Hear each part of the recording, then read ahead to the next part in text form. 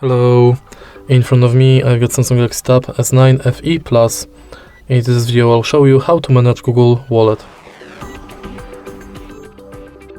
In the beginning, let's go to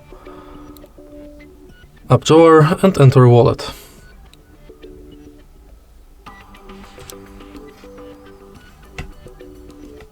Tap Explore Wallet.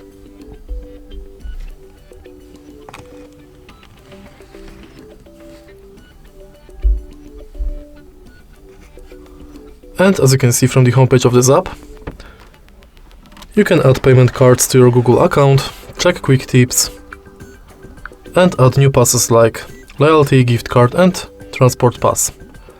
If you go to menu, you've got access to your Google accounts, all wallet tips, and tap to pay setup, which is unavailable because this tab doesn't have NFC.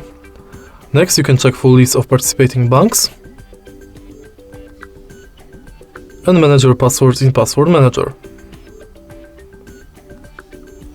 In your data in wallet, you can manage payments data and passes data.